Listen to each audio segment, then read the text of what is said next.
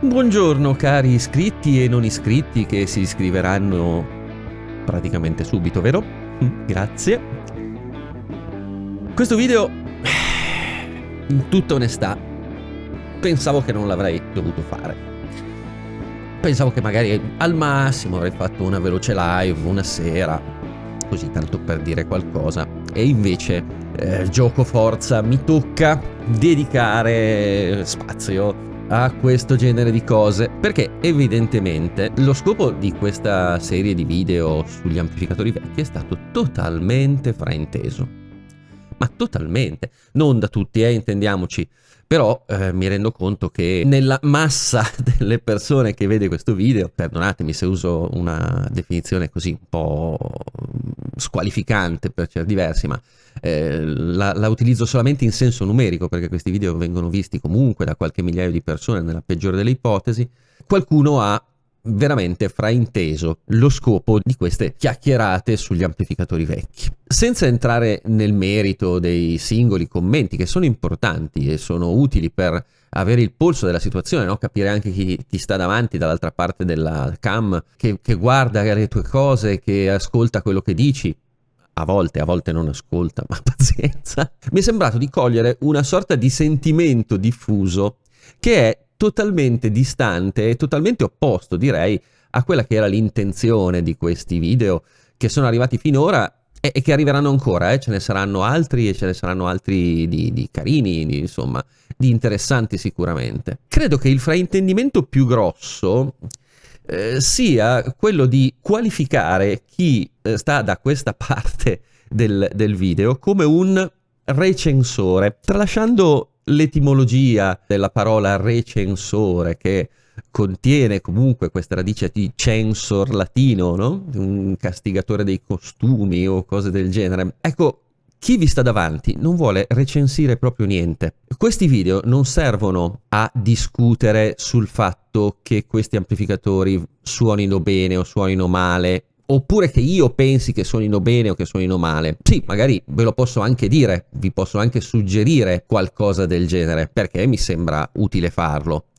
Ma l'intento di questi video è di cercare di imparare dalla storia. Ora, lo so, è una missione impossibile, è persa in partenza, perché si sa, lo sanno tutti, non impariamo dai nostri errori, non impariamo dalla storia. Ci sono, al di là degli amplificatori, esempi ben più cruenti, ben più brutti in questo momento in giro per il mondo, che ci testimoniano che l'uomo non impara dai propri errori. E quindi non è certo mia intenzione di pormi sopra a un capo di Stato. Se persone di quel calibro non imparano dai propri errori, perché io dovrei arrogarmi il diritto di censurare i costumi altrui dicendo queste cose sono giuste e queste cose sono sbagliate? No, molto più modestamente l'intento di questi video è di cercare di analizzare dei circuiti per possibilmente imparare qualcosa, cercare di capire come sono andate le cose nel passato, perché adesso ci sono degli amplificatori fatti in un certo modo, perché in passato ci sono stati degli amplificatori fatti in quel modo. Ecco, tutto lì, è solo questo l'intento. Non c'è volontà di squalificare o di qualificare degli apparecchi. Quelli li hanno fatti per determinati utilizzi, li hanno venduti bene, quindi evidentemente hanno azzeccato qualcosa, sono diventati famosi, quindi a qualcuno sono piaciuti. Magari a me no, però evidentemente lo scopo è stato centrato. Ricordiamoci che quando parliamo di apparecchi commerciali, lo scopo, attenzione, commerciali, vi suggerisce qualcosa la definizione?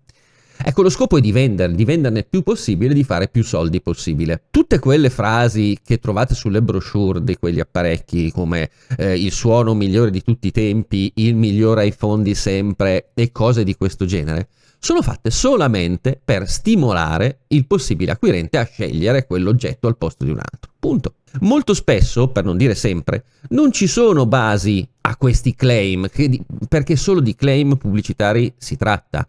Lo scopo di questi video è di andare proprio oltre a queste sparate pubblicitarie e cercare di analizzare quello che ci sta sotto, cioè prendere semplicemente lo schema e dire: ah, guarda come hanno fatto questa cosa, questo funziona così, questo funziona così, perché l'hanno fatto, quali erano gli scopi? Beh, allora, negli anni 50-60 c'era la rincorsa alla bassa distorsione e loro hanno trovato la scappatoia più semplice, più veloce per abbassare la distorsione. Dovevano semplicemente avere determinati numeri e spendere poco per averli. Basta. Vi piacciono questi amplificatori? Vi piace collezionarli? Vi piace ascoltarli? Ma sono strafatti vostri. Guardate, io là dietro, qui alle mie spalle, li vedete di solito inquadrati in altri video, no? Ci sono una serie di strumenti di misura di 50, 60, 70 anni fa. Perché sono lì? Perché li colleziono. Sono ferro vecchio? Sono ferro vecchio.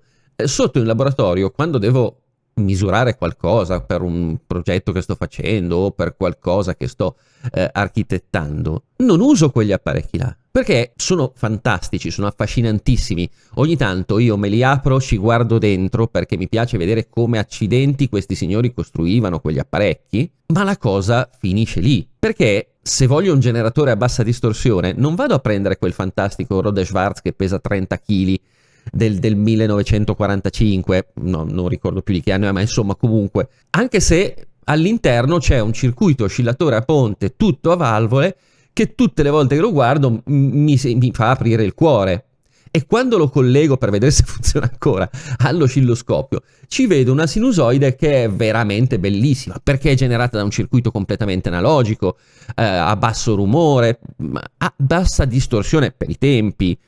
Ma dopodiché, se devo analizzare un circuito, non utilizzo quel generatore perché non ha le caratteristiche necessarie a permettermi quel tipo di analisi. Sono da condannare perché colleziono quel ferro vecchio? No, come non è da condannare nessuno a cui piaccia il ferro vecchio. Ma dopodiché, se vogliamo fare le cose serie, gli apparecchi da usare sono degli altri.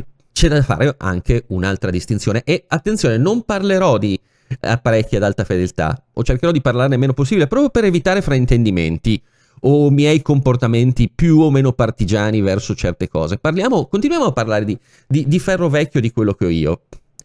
Ecco, prendiamo quel generatore Rode Schwarz, lo vedete, se ne vede un pezzettino lì, è quella cosa grigia che c'è lì nell'angolino. Se io prendo quel generatore e lo paragono a uno dei generatori che sto usando adesso, beh, poverino, fa quello che può.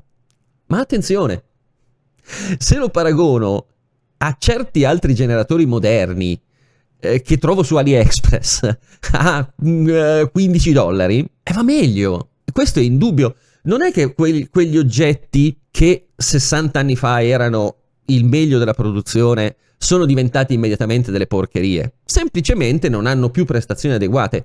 Ma questo non vuol dire che ci siano degli oggetti di produzione moderna che vanno peggio e sono meno utilizzabili ancora di quelli. Quando ho cominciato a sperimentare con l'elettronica tanti anni fa, non potevo certo permettermi un generatore a bassa distorsione che costa migliaia di euro, tante migliaia di euro. Per cui facevo il giro dei mercatini di Novegro, dei surplussari e di tutta questa gente, facendo incetta, si fa per dire, di quegli strumenti là, perché con pochi soldi mi permettevano di cominciare a fare delle cose e mi permettevano di cominciare a farle meglio che non magari con l'accrocchietto di nuova elettronica. Allora non c'era AliExpress, c'erano i kit da costruire e mi permettevano comunque di lavorare meglio che non con robetta scarsa di qualità dubbia, ecco, senza far nomi e cognomi, povera nuova elettronica, assolutamente. Benissimo collezionare ferro vecchio, basta rendersi conto di cosa si tratta. Ferro vecchio non è di per sé una definizione squalificante, mi spiace che molti l'abbiano presa per tale, perché è semplicemente una constatazione.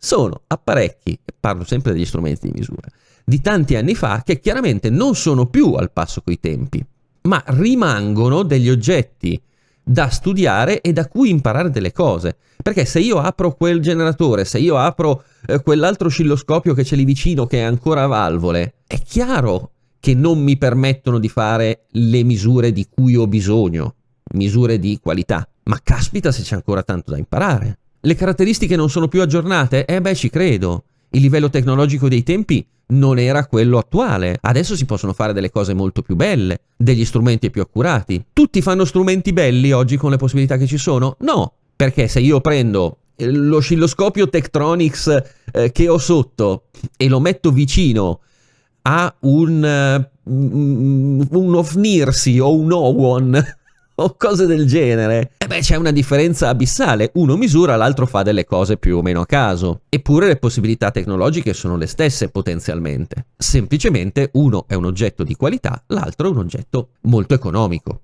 Lo so, il paragone non calza perfettamente all'alta fedeltà, perché sappiamo che oggi ci sono degli oggetti costosi, con possibilità tecnologiche avanzatissime, ma che poi di fatto non sono un granché. Purtroppo i due ambiti degli strumenti di misura e dell'alta fedeltà sono due ambiti molto diversi. Quando parliamo di strumenti di misura, esistono gli strumenti di misura economici e scarsini o scarsoni e quelli di qualità estremamente costosi, ma effettivamente di qualità. Nell'alta fedeltà purtroppo esiste una terza via, che sono gli apparecchi molto costosi e che di qualità non ne hanno, ma è un'altra questione. Non è certo mia intenzione di entrare in polemiche del genere. Ci sono tutta una serie di questioni da tenere in considerazione che esulano da quella che è l'intenzione di questo video. Parliamo di circuiti. Ricordiamoci che parliamo di circuiti più che di apparecchi. Scusate l'interruzione. Mentre mi viene in mente, a rischio di sembrarvi invadente, ma se aveste la compiacenza a questo punto di mettere un like al video e di iscrivervi al canale, mi raccomando, attivate anche la campanella degli avvisi, perché ho visto le statistiche e pare che YouTube avvisi veramente poche persone dell'uscita di nuovi video. Per cui magari perdete questi 3 secondi necessari per iscrivervi al canale, mettere un like e attivare la campanella delle notifiche, così almeno quando escono altri video venite avvisati, senza rischiare di perderveli per la strada o cose del genere. Grazie, ok, torniamo a noi. Tornando a noi, cioè tornando agli apparecchi, è vero che alcuni di questi apparecchi vecchi suonano meglio di roba moderna. Ma certo, c'è roba moderna che fa schifo. Qual è il problema? Non ci metto niente a prendere un vecchio Leak, vecchio Redford, vecchio Marantz, vecchio quello che volete, paragonarlo a una ciofeca attuale e dire cacchio se va meglio. Ma va meglio, oggettivamente va meglio. Ma il problema non è quello. Il problema non è dire il vecchio Redford va meglio dell'amplificatore attuale. Chi se ne frega? Vi posso citare semplicemente degli amplificatori attuali che vanno meglio del Redford. Quali sono? Venite da me e ve li faccio sentire, ma non per campanilismo, ma per farvi un esempio. Quanto costa questo amplificatore? Quanto costa il Redford? Boh, probabilmente il Redford lo trovate con 500 euro, quell'altro costa 3.500, 5.000 euro. E vabbè, grazie al cavolo, torna il discorso dell'oscilloscopio. Se io ho solamente 500 euro da spendere, è chiaro che non considero l'apparecchio da 5.000. Se ho 500 euro da spendere, magari andrò a cercarmi il vecchio generatore HP a bassa distorsione, che ancora mi dà delle prestazioni eccellenti, comunque molto buone, e non prenderò in considerazione lo Stanford Research da 5.000, 6.000, 7.000, 8.000 euro, non ricordo più quanto costa. Però terrò conto che il vecchio HP, ottimo, fantastico, che ai tempi peraltro costava come un'automobile, non avrà le prestazioni dello Stanford Research, punto. Ma se tanto non me lo posso comprare, va bene lo stesso. Non c'è niente di male a non voler spendere 5.000 euro per un amplificatore che suona bene. Basta sapere, ho speso 500 euro, le ho spese meglio possibile, va bene così. Vi ricordate il video sull'alta fedeltà, sul quanto costa l'alta fedeltà? Mica vi ho detto che dovete spendere 10.000 euro se non li avete. Se avete 1.000 euro da spendere, semplicemente spendeteli bene. Volete comprarvi il Redford? O il Leak? O il... fate voi?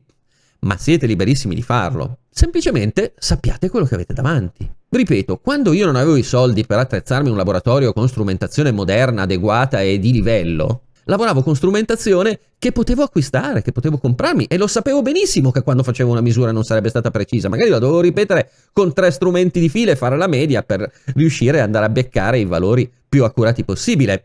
Ci sta. Adesso con gli strumenti di misura ci lavoro, non posso fare 3 volte la stessa misurazione per avere un valore, posso permettermi investimenti sulla strumentazione diversi da quelli di uno studente universitario, lavoro con strumentazione migliore. Ma quando usavo il generatore pagato 150.000 lire sulla bancarella del surplus, non andavo a dire a quelli che avevano l'Audio Precision da 30 milioni, che erano dei pirla perché avevano speso 30 milioni e che il mio generatore andava benissimo così. Va bene così. L'ho pagato 150.000 lire e probabilmente era il meglio che potessi acquistare con 150.000 lire, punto. Ma senza polemiche. Qui invece sembra che tutto debba diventare una questione di giudizio.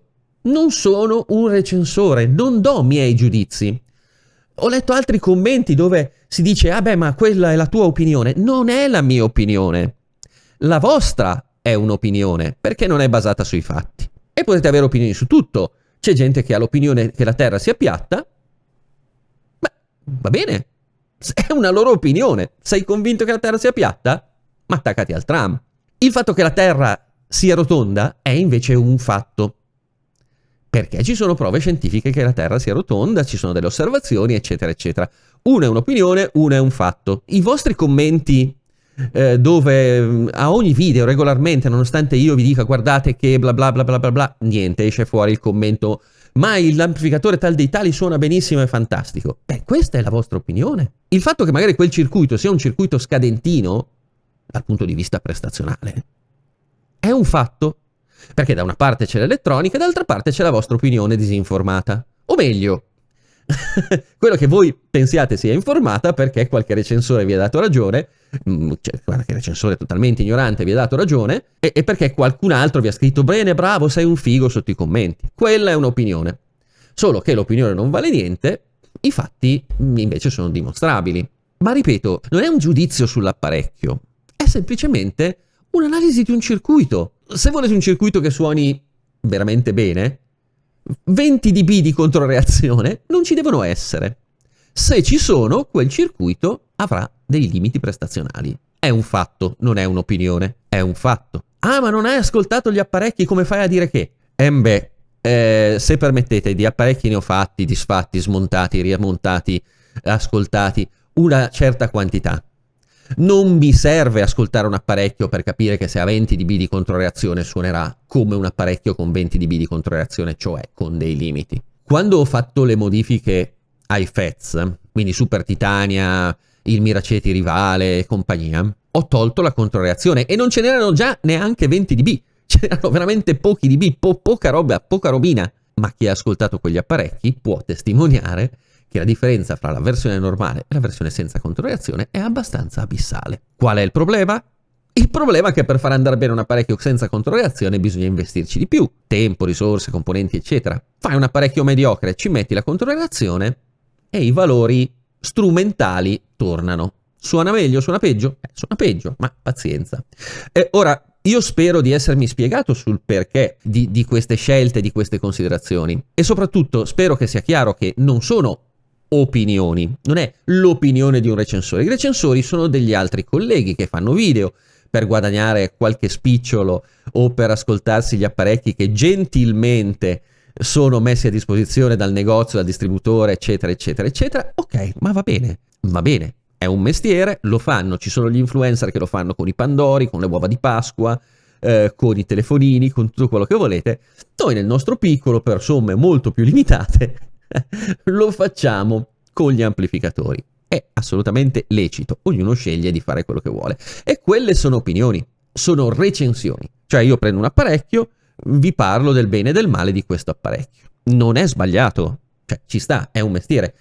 Se facciamo l'analisi di un circuito, non è un'opinione il fatto che la presenza della controreazione ci ponga dei limiti dal punto di vista della qualità ai fini dell'ascolto di quel circuito. Non è un'opinione, è un fatto. È noto che l'utilizzo della controreazione in un circuito ha delle controindicazioni, non è la panacea a tutti i mali. Può essere un male necessario in certi casi, ma questo è solamente uno degli aspetti, quello che viene fuori più spesso, insomma. Allo stesso modo potremmo parlare della scelta di determinata componentistica. Il fatto di utilizzare i transistor al posto delle valvole è semplicemente dettata dalla maggiore economicità nell'uso dei transistor. Tutti i circuiti a transistor suonano male? No, si possono fare dei circuiti a transistor che suonano meglio, però è un dato di fatto che il 99% dei circuiti a transistor che ci sono in giro siano fatti in un certo modo, perché quando si va a scegliere di tagliare i costi, li si taglia sulla componentistica e anche sul circuito stesso, per cui ecco che la maggior parte dei circuiti a transistor tendono a suonare male. Facciamola breve, facciamola semplice. È colpa del transistor? No, non è colpa del transistor, è colpa dei progettisti che usano il transistor in un certo modo. I transistor hanno dei limiti rispetto alle valvole? Sì. È possibile fare dei circuiti a transistor che vanno meglio di quelli a valvole? Beh, se il circuito a transistor è fatto bene, sicuramente funzionerà meglio di un circuito a valvole fatto male, o comunque fatto peggio. Ecco, cioè se io posso investire certe risorse per fare un circuito transistor in un certo modo, non è il transistor che me lo uccide. Posso fare tranquillamente dei circuiti a valvole con prestazioni inferiori. Si parla di circuiti, non siamo qui a fare i partigiani della valvola, i partigiani del transistor, i partigiani della controreazione o dell'assenza di controreazione. Cerchiamo di fare delle osservazioni più oggettive possibile, non delle opinioni, delle osservazioni basate su quelle che sono le regole dell'elettronica e su come funzionano i dispositivi e i circuiti. Se questo pensate che vi possa essere utile, siete nel posto giusto. Se pensate che imparare un pochino a proposito del come funzionano gli apparecchi, i giocattoli che avete davanti, vi possa essere utile per capire qualcosa di più e banalmente per spendere meglio i vostri soldi, perché poi alla fine, ecco, anche quello è un aspetto, allora siete nel posto giusto e possiamo tranquillamente andare avanti a chiacchierare di queste cose per cercare di farci una cultura. Non chissà che, per carità, io non sono il Padre Eterno, non vi posso insegnare tutto di tutto, però se non altro vi posso insegnare quello che ho imparato io. Funziona così, no? Uno impara delle cose e poi prova a metterne a parte altri. Non mi interessa darvi le mie opinioni potrebbero essere: mi piace di più la cassa color noce piuttosto che quella color faggio.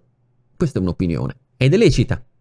A me piace di più il cioccolato e a me piacciono di più le fragole. Boh.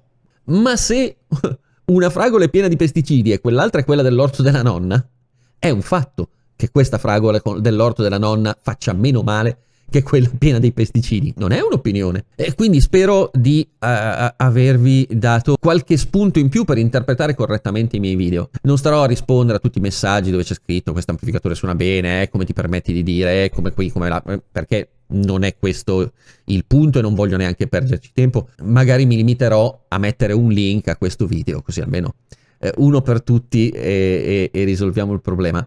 Ma senza asti o senza volere a nessuno, e spero la cosa sia reciproca a questo punto, perché nessuno qui vuole giudicare né le vostre scelte né i vostri amplificatori. Non è un giudizio, non è una recensione, è un'analisi di un circuito. Se vi sentite personalmente tirati in causa per queste cose, beh, mi spiace, ma sono fatti vostri. Non sono qui a esprimere opinioni o giudizi su cose o persone. Sono qui per analizzare dei circuiti. Se vi diverte la cosa, bene, se non vi diverte, andate a vedervi qualche altro video. Nel senso, ci sono dei fantastici video dove raccontano di amplificatori che vanno tutti bene, che suonano tutti bene, che sono la fine del mondo. Beh, guardateveli e titillate il vostro ego conseguentemente. Benissimo, io spero che questo video sia utile per vedere magari sotto altro occhio i video già fatti e comunque possa essere una buona introduzione per i video sugli amplificatori vecchi che arriveranno. Io continuerò a usare espressioni come collezionisti e ferri vecchi perché, come avete capito, io per certi versi, cioè quelli là dietro, mi ci metto anch'io in questo novero di collezionisti di ferri vecchi. Ognuno colleziona i ferri vecchi che preferisce, quindi a ognuno i ferri vecchi suoi, ognuno se li goda, se li apprezzi, senza rancore, ecco, nel senso, ripeto, non è mia intenzione offendere nessuno, il mio è semplicemente un tentativo molto semplice, molto basico di fare un po' di cultura nell'ambito dell'audio, per cui statevi bene e noi ci vediamo al prossimo video.